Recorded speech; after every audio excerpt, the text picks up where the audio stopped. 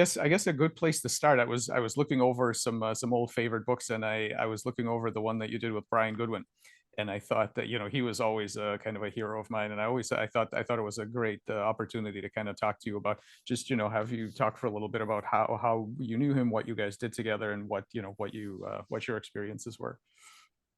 Yeah, I mean it's a peculiar story because I was lucky to when I was in high school, I was lucky to stumble into the Spanish translation of Towards a Theoretical Biology. So it was just the four volumes. They compressed that into a thick, but not everything there. And I read about Stuart Kauffman and Waddington and this guy Brian Goodwin. And at that time, I liked mathematics and biology, so it was like, wow, it's possible to do mathematical models of brains and everything.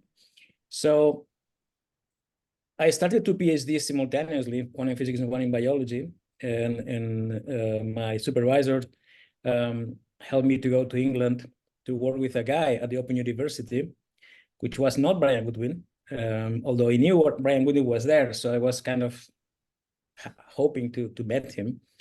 And when I went there, Rob Ransom, which was the person I was going to work with, he has this book, Computers and Embryos, just quit. Just was the start of Margaret Thatcher's destruction of universities. So he quit. And he said, well, listen, there's Brian Goodwin here. I think you should talk to him. So I went to visit Brian, and I must say that I was warned about Brian because at that time, hyperreductionism was kind of the standards in genetics. Even my supervisor was saying that the genes should explain everything.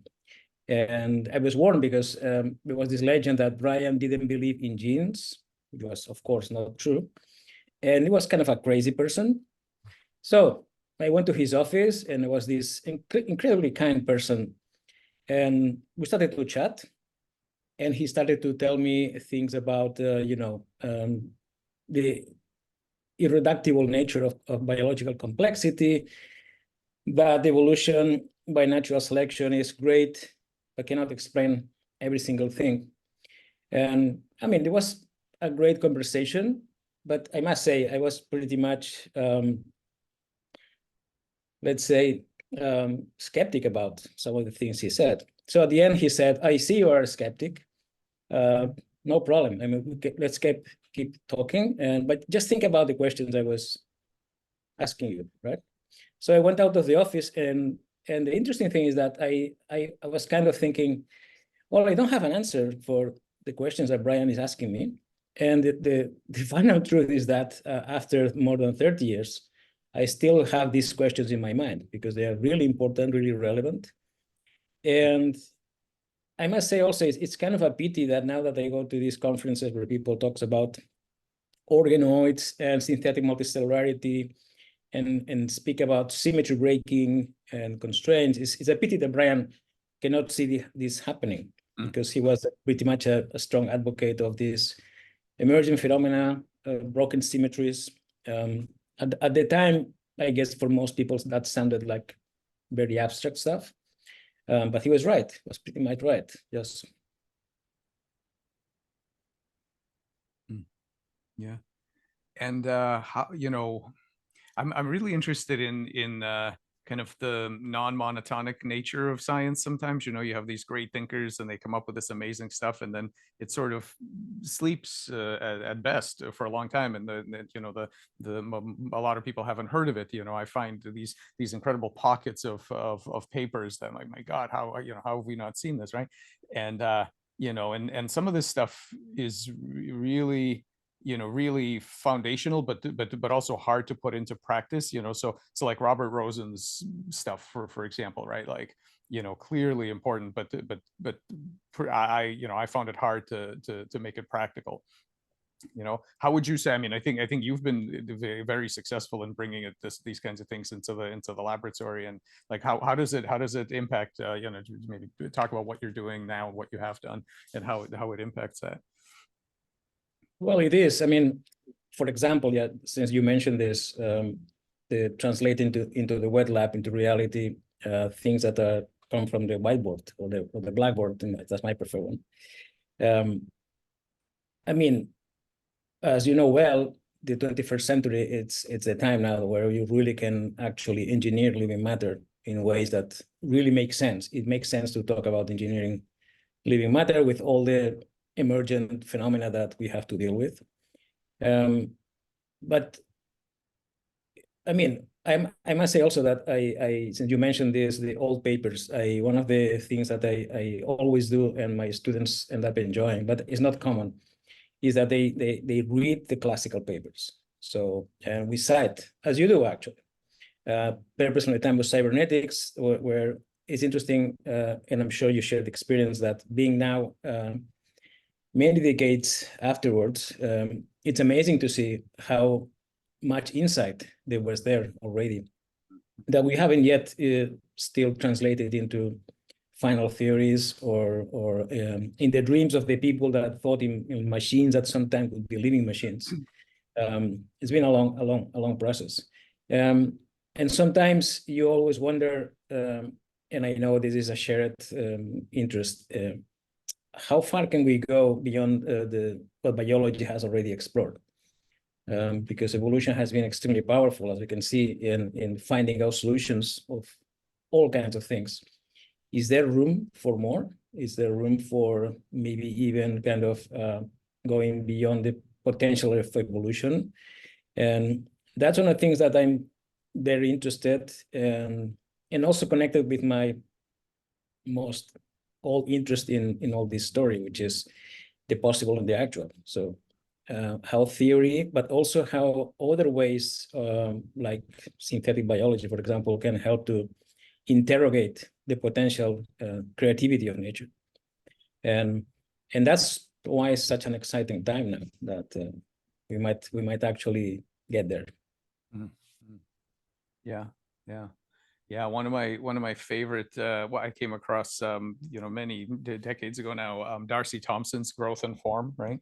And one of my favorite parts of that book were the grids, where he's got this geometric grid, and you put a fish or a crustacean or something on the grid, and then you start mathematically deforming the grid, right? So you stretch it or you do some kind of deformation, and so of course the image changes, but what you get are other species of that animal. He does it with skulls and with all kinds of things, and so you're like, okay, so clearly there's something here, but what is this grid? What does it mean that you're deforming the grid?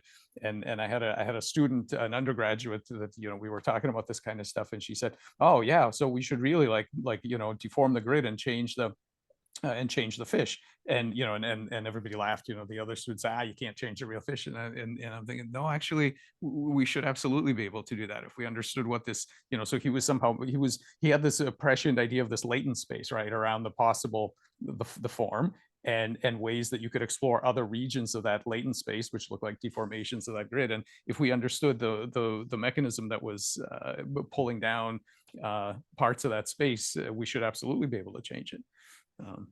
Yeah, actually, the example I think is relevant for many reasons. And it was one of the things that, in a way, Darcy Thompson was pretty much right.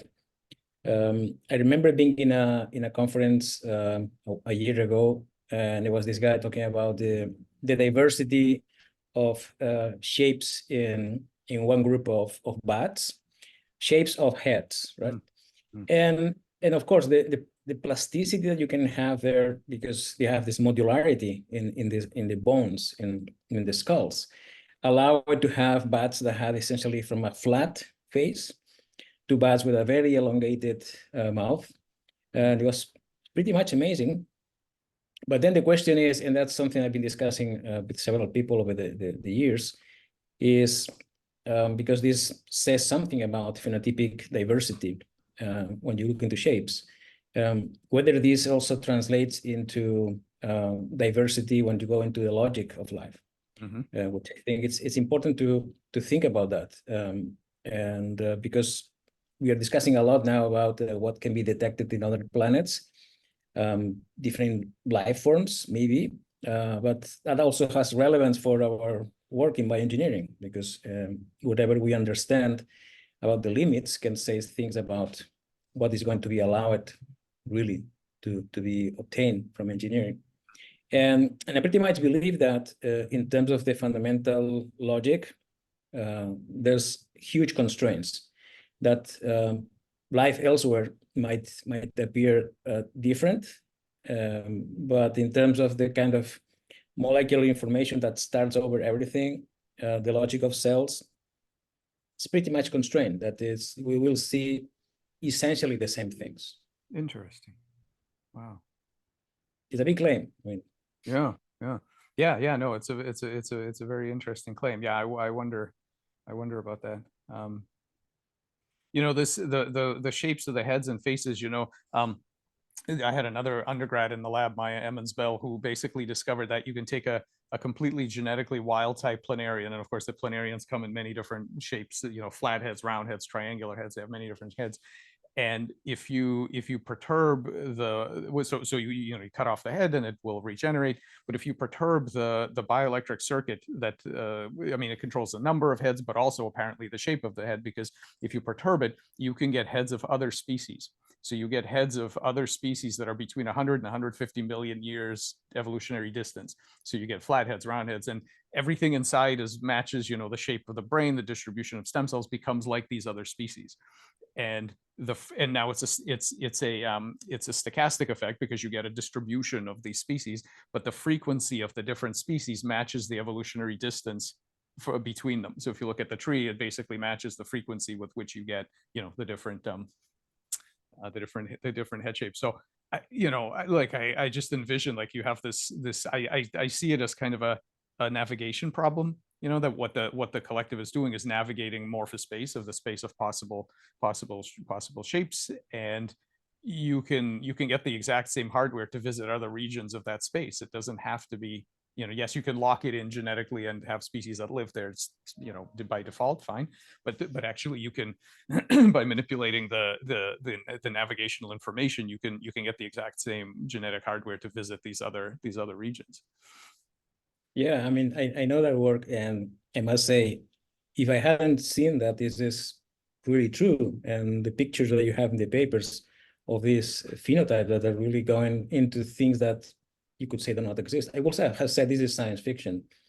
But it opens the door for many new ideas. I mean, bioelectricity has been, as you know, something that has not been very much considered. And actually, when I was with Brian Goodwin at the Open University, there was people there were kind of trying to figure out what could be the role of bioelectricity, but it was considered a totally marginal and speculative matter. But it's clear the potential even for new morphogenetic attractors. It's quite a thing. I mean, it's one of the things that when you read the papers is you ask yourself, now what's next? Because we are finding out a potential that was totally unexpected. Yeah, I mean, and if you take seriously, so we've been playing for years now with this idea that the reason bioelectricity is interesting is for the same reason that it's interesting in the brain, which is that it's not just another piece of biophysics, but it actually underlies the basal collective intelligence of the cells as they navigate these shape spaces. And so if you take that seriously, then you end up exploring some other weird sort of tools from neuroscience. So for example, neurocognitive modulators, so hallucinogens and anesthetics and, you know, and anxiolytics and things like this. And all of these things, a lot of this isn't published yet, so we're still writing up some of this stuff, but there's some crazy things. So along the lines of what we were just saying, you know, making other species, one thing you can do, and if you have embryonic morphogenetic systems in the frog, this we did in the frog, and this was Kelly Sullivan's another student in the lab who worked on this stuff.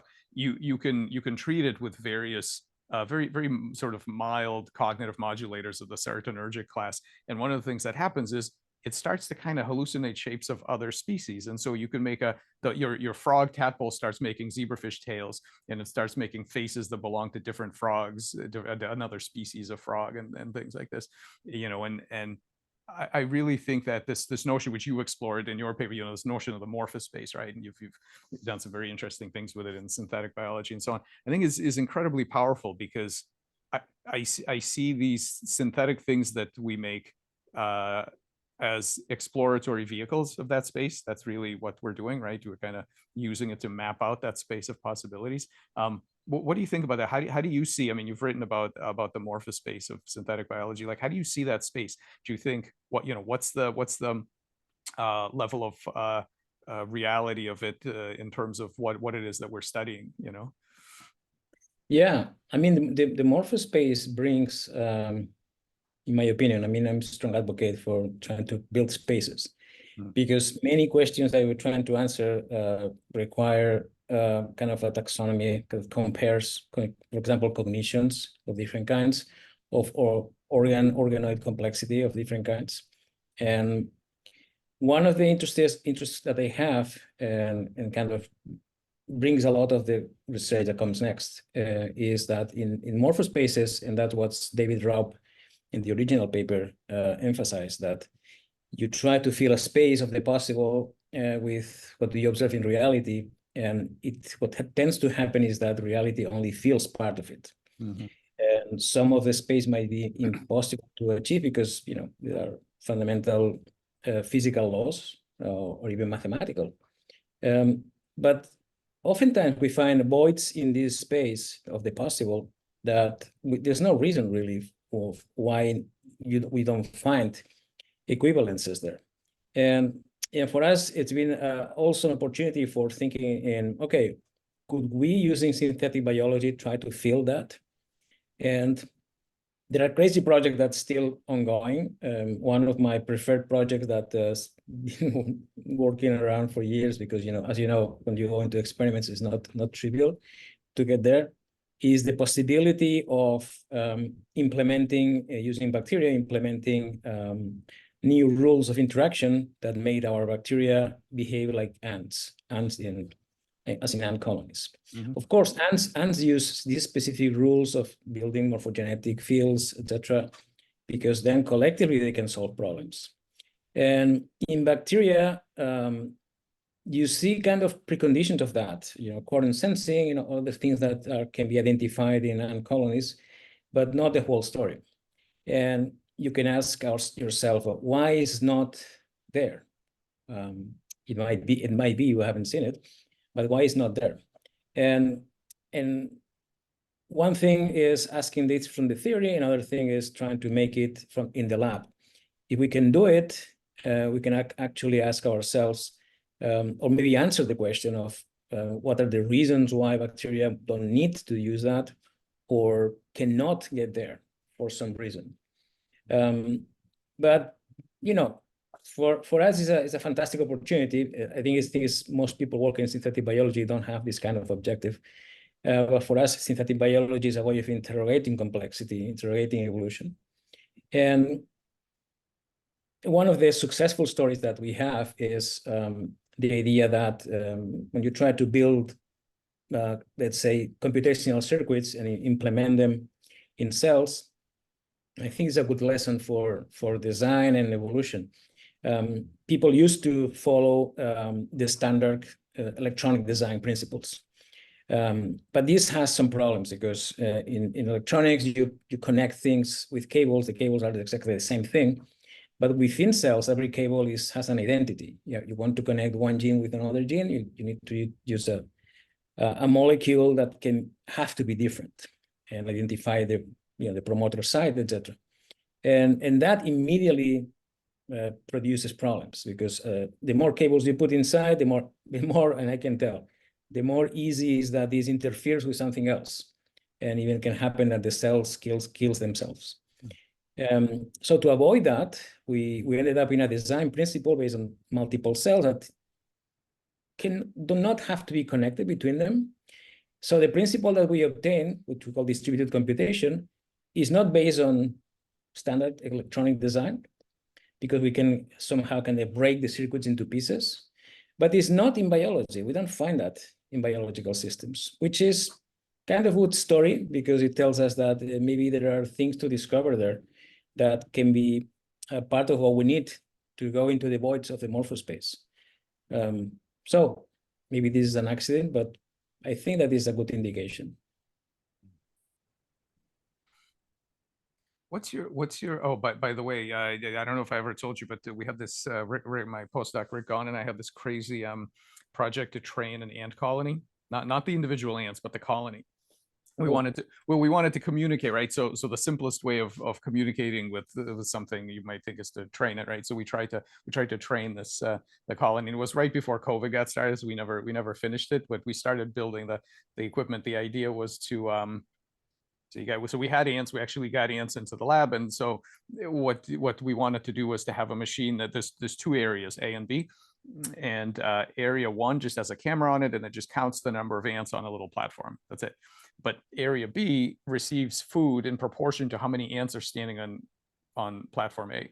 So no individual ant would ever have the experience of I do action A and then I receive food at B because it's too far. Like so, no individual ant would have that. But as the collective, I thought, okay, could the colony learn to send a bunch of ants over here so that it could pick up the reward over here, right? Like a associative conditioning, but in a distributed way.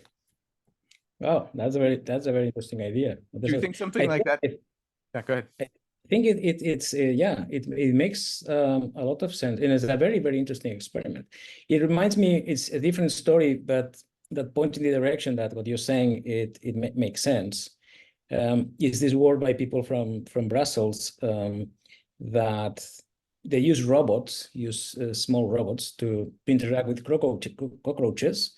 The cockroaches do not behave like ants, but you can actually use robots that kind of trick a little bit their interactions so that they end up collectively making decision-making transitions, which is different from what you're suggesting. But it tells us that the right ways of interfering with the interactions between ants can actually trigger collective dynamics that is what you expect from collective intelligence. Interesting. I mean, that's so I haven't seen that work. That's very cool. That's a kind of chimera, right? At the population Yes. level. We do a lot of that stuff at the level of morphology by combining cells from different species to see how the goals of the collective change when you've got parts that used to be different things. I'll have to look that up. That's very interesting. Do you think that kind of I meant to ask you about this kind of distributed learning thing? Do you think we could do something like this in bacteria? Could we use a biofilm and try to show distributed some kind of associative learning that's spread out in space? What do you think about that? We've been thinking about that, and with one of my postdocs, Nuria Conde, we this is not published, but is work we try to do as an extension of the distributed computation work, and the work that they did on associative learning, which is theoretical so far, although we are trying to implement that in the lab. One of my students, Jordi Pla, is almost there. But the obvious follow-up is what if we implement that in a multicellular system that has coherence? We were thinking biofilms is one possibility. We're thinking in maybe spheroids. So having a spheroid that is kind of augmented in its potential capabilities by having associative learning, for example, distributed in different cells with that. The nice thing of the model of this is that we have shown that you can have associative learning with short and long memory processing plus forgetting.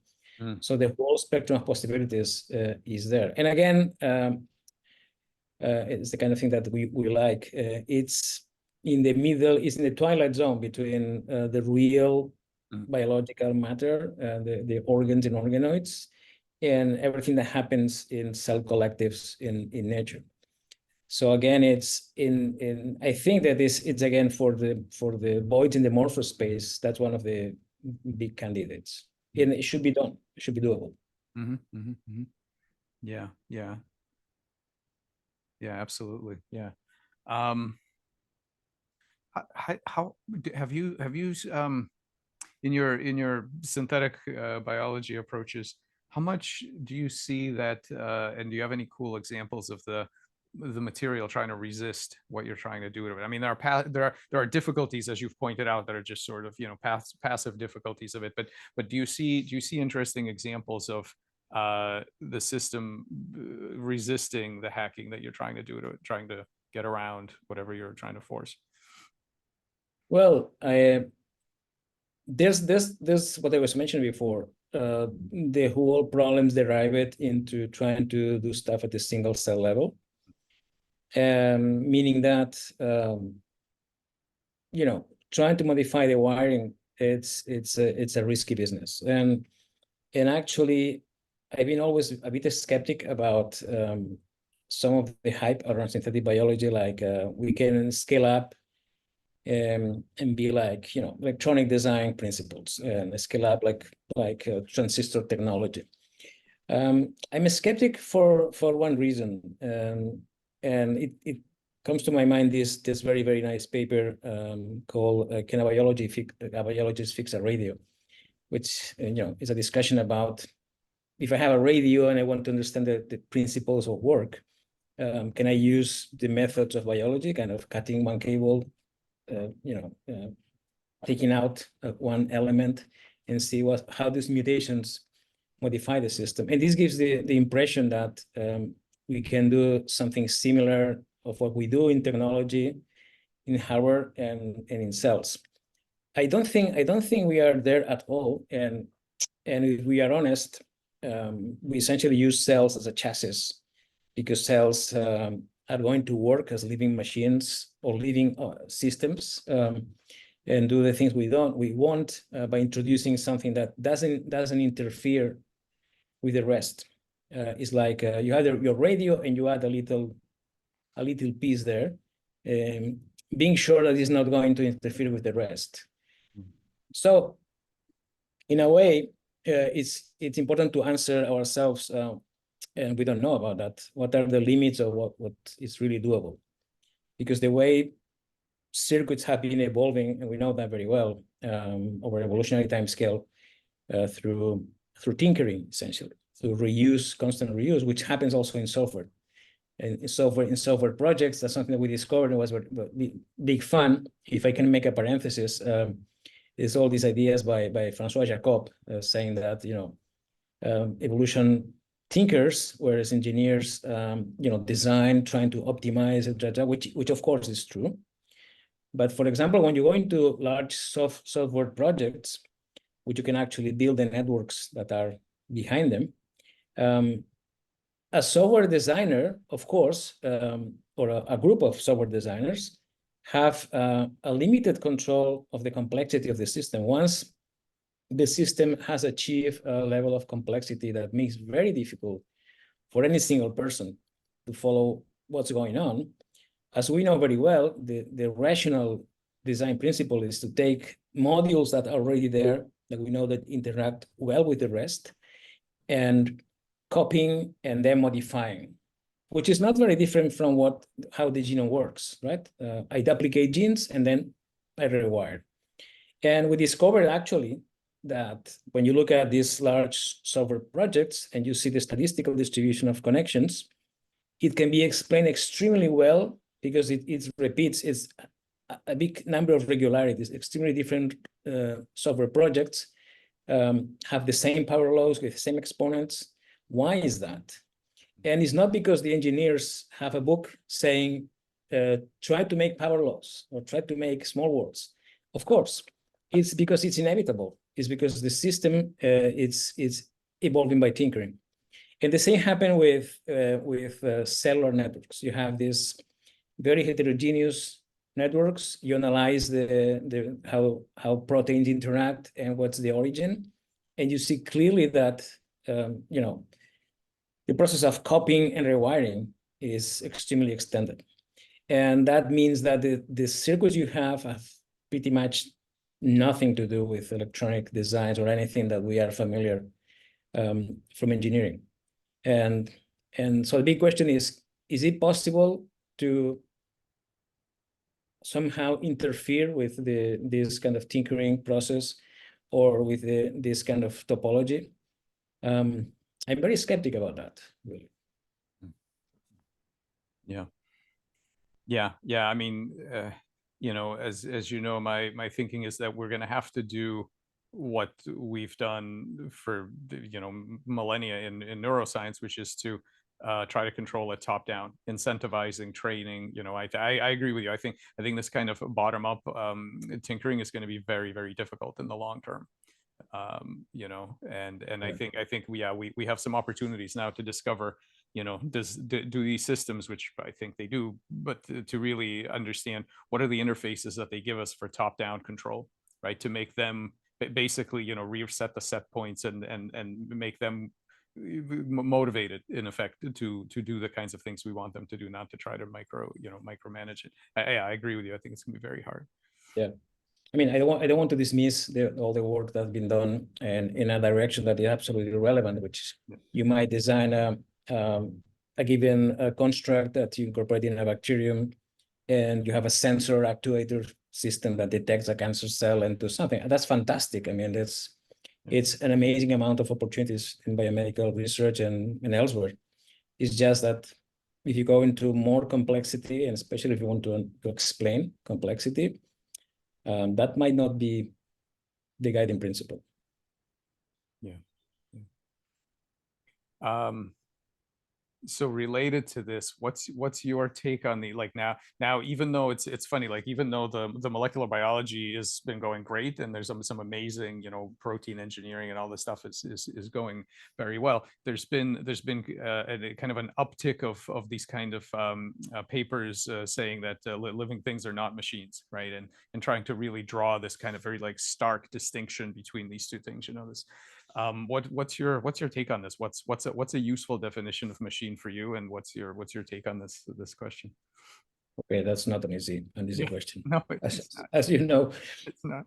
I have mixed feelings. On the one hand, if you have kind of a more coarse-grained view of behavior of, for example, of cells, and you just think in terms of these are replicating systems that require finding out resources, and that means that they have to deal with environment in a more or less complex way. In a way, you could define the fundamental machinery that allows that to happen, which of course happens in an embodied way, which leads into non-trivial things. To some extent, talking about machines, I don't think is inappropriate. But of course, as soon as you go up into the hierarchy of complexity and have multicellular systems where you have all these conflicts between unicellular and multicellular constraints, and in particular when you go into systems that have jumped from the sensor actuator description, right? And you have either interneurons or ways of having information being processed in the middle in ways that are not, let's say, just kind of all cybernetics. How good is the machine metaphor? Yet I'm struggling with that. And if you ask me a definition, I'm still thinking myself about that. I can say what I can say is that I do think this is part of something that has to be done in developing theories, because right now we have a literature that is growing very fast as you know, also in the context of agency and even consciousness in living systems. Mm-hmm. And my personal impression is that there are discrete classes here, that it's not a continuum. Mm. But to substantiate that, we need to get very serious and to go into making models of things. Because otherwise we'll get trapped into the permanent discussion about whether or not these organisms have these or that properties, and we still lack good definitions, and that's part of the job that we have to do. Yeah. What's your favorite? So I'm interested in the notion of sharp of distinct classes and sharp sharp transitions and things like that. What's your favorite emergent discontinuity that is really like a sharp distinction that you just really can't zoom in and sort of make a continuum out of it? Like what's your favorite? I ask everybody this. What's your favorite one? Oh, but this is a mean question, because I mean, Well, the problem is I think everybody. I'm just interested in, because you know so many different examples of these across the areas that we're interested in. Well, I think most people believe in sharp transitions. At least that's from encountering, from talking to people. Most people believe in these sharp transitions, but I have a really hard time finding an actual, like, a good example. I mean, at the quantum level, maybe you do, but otherwise, I find it really hard to find a good sharp transition. Everything, if the more I look into it, it just seems everything seems continuous, and so I'm constantly on the lookout for, like, is there one that I'll say, okay, yeah, fine, that's a sharp that's a sharp transition. What are some of your favorites? well, I mean, I think that they are typically identified as major evolutionary transitions are sharp. I mean, we can discuss about the intermediate steps that might drive there. But for example, as soon as polymers came out to be useful in any way, maybe not information carriers yet, but the fact that you have linear polymers represents a revolution, because if you think not in the chemistry, but in the potential space that can be searched for things that can carry information, is really a revolution. You all of a sudden, even with a small number of monomers, you have access to a space of possibilities that has little to do with what chemistry says. Is more about what evolution and biology can exploit. And I mean, if you go all the way up to language, for example, language is a semi-human language, but it's such a big revolution in many ways, and that's why it's so difficult to explain how it emerged, because the complexity that it carries, it's amazing. Sometimes when people ask me about if the brain is the most complex object in the universe, which is some kind of sentence we like to say. Of course, we don't know, because we don't know anything else about living things in the universe. But it is, in one sense, language, and allow it recursivity, and allow it to access the infinite. So whether or not there are other objects in the universe that are as complex in terms of the combinatorial matter that there or whatever, I think it doesn't matter really, because being capable not only of understanding yourself, but also to capture the idea of infinite. I mean, what else can be more powerful than that, right?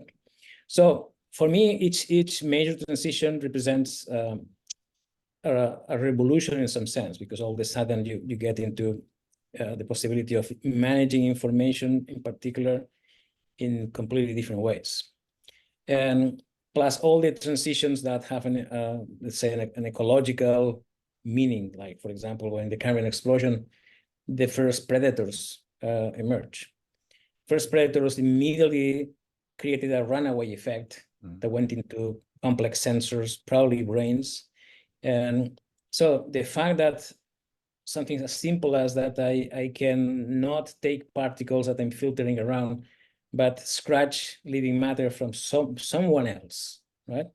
Where predators start, that starts a major revolution, and which opens up a complete new spaces of the possible. I don't know if that answers your question. Yeah. No, it's pretty good. It's pretty good. I like it.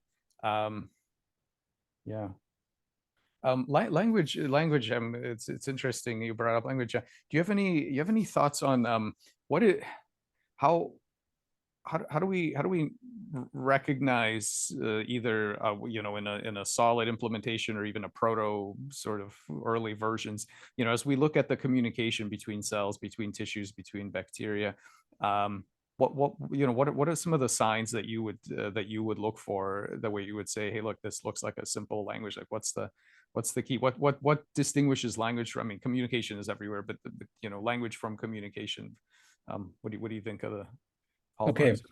that's again a question I'm asking myself, but um, I will say that here there is the potential for really having clear-cut discrete classes. Hmm. When you are moving, for example, in bacteria, and there's been the idea that they have some kind of a language, has been kind of there by Ben Jacob and others that propose this kind of bacterial intelligence.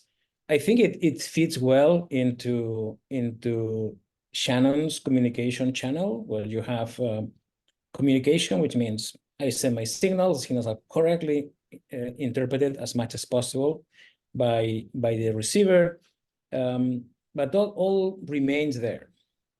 From there into something that you can call having a grammar, something that really implies that language is organized in a complex way that allows hierarchy and allows recursivity.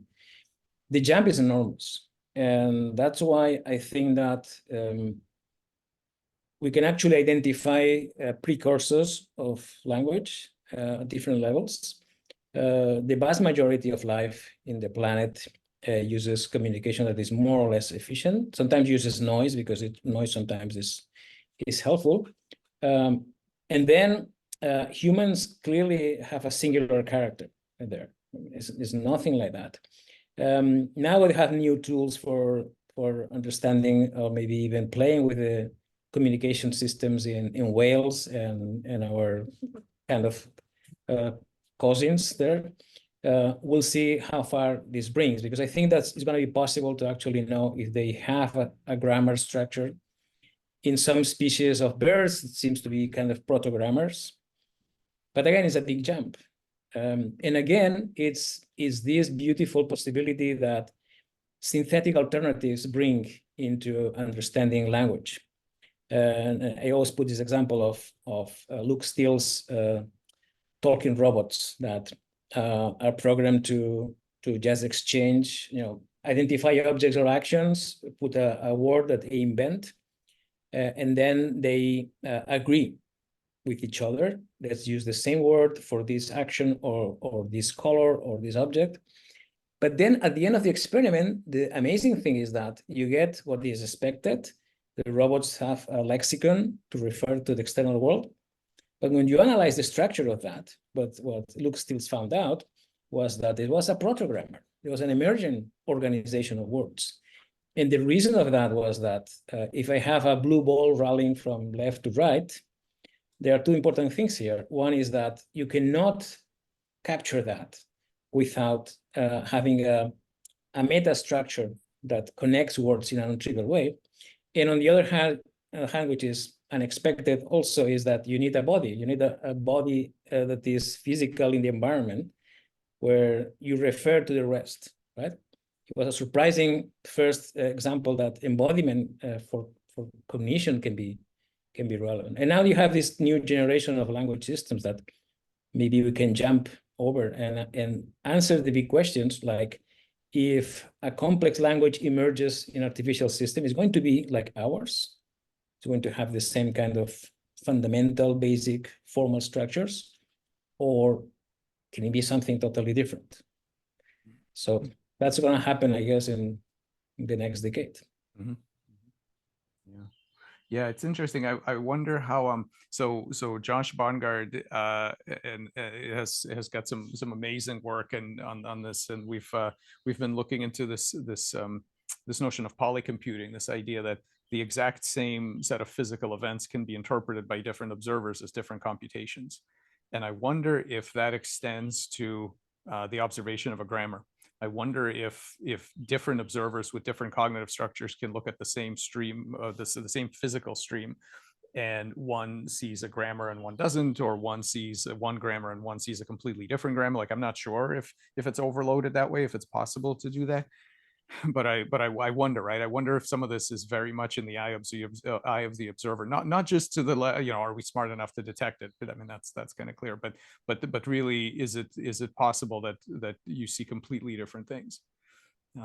Yeah, I'm very curious about that because I just recently kind of stumbled into the concept of this idea that you guys suggest on polycomputation, and again, thinking about all the kind of unexpected surprises that we have from the material nature of Mm, mm, living systems, and how the agency that this brings unexpectedly can fill gaps that apparently are there. Opens the door also for language. I mean, can complex communication systems mhm. emerge by exploiting all kinds of even ancient materials, right? That Yep. can be there. We are all the time assuming that the neural network kind of metaphor is going to be the only that probably carries out the complexity you need for that. Mm. But who knows? I mean, that's again an open field to be developed. Yeah, yeah, for sure. And we're starting to look at weird, we agency in really weird places, like for example, in the communication channel itself. So you've got two agents that are communicating, but what if the channel has an agenda too, right? And what happened, and also the patterns themselves. I mean, that's the latest thing that I've been working on, this idea that the patterns themselves within these cognitive systems may have tendencies to self-persistence and to actually some niche construction. So can are there thoughts that kind of modify the cognitive agent so that he would have more thoughts of the same type? And do they have certain kinds of these homeostatic or even allostatic capacities, as patterns within a system? I think it's going to be very interesting in the next few decades. I think we have to start looking at these systems that we're making, whether they be the language models or these like more bottom-up things that people make. Start looking for things that we didn't bake in. I think that's a major area. Yeah, it actually is reminding ideas that Herman Haken and colleagues suggested years ago about connections between pattern information and pattern recognition.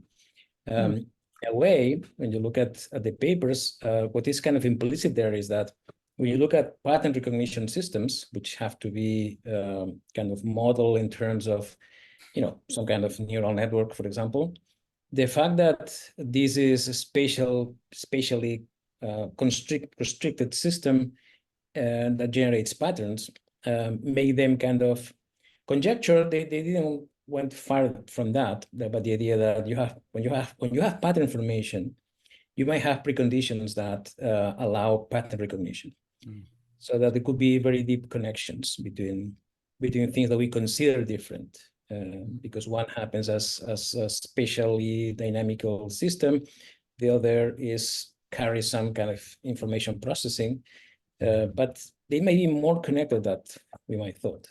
So the thing is worth re-exploring this. Again, ideas that were there more than 30 years ago. Yeah.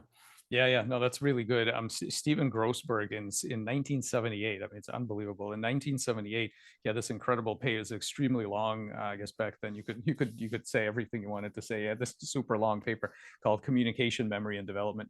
And it also, I got to look up these Haken papers because I'm actually not that familiar with it. That sounds very useful. But he had that kind of stuff, and he was talking about the processing in the retina and how the pattern formation, the formation of patterns within the retina it has interesting symmetries with developmental pattern formation, and again, recognition versus pattern formation. Very interesting. This kind of ideas have to be taken back and put in the current context. Actually, Stephen Rose was also at the Open University when I visited Brian Goodwin, and we had opportunities of discussing things about memory, and in particular how memory might require to be reinterpreted in terms of substrates and in terms of the assumptions we also usually made about why is memory evolved to do what. It's again, I kind of saw the seeds of different ways of thinking, but maybe we needed the the new technology and tools that we have now. But the question remained there. Yeah. Wow, amazing. Yeah. That would be a conversation I'd like to hear. Goodwin and Grossberg talking about memory. That's amazing. Yeah. Okay. Okay. Well, yeah, cool. Thanks. Thanks so much. It's great. Yeah, it's great to get your ideas. Let's catch up whenever you're ready. I think there's some experimental things that we want to do together, right? So that would be fantastic. I'm yeah, looking forward to that. Yeah, yeah, for sure. plenty to do.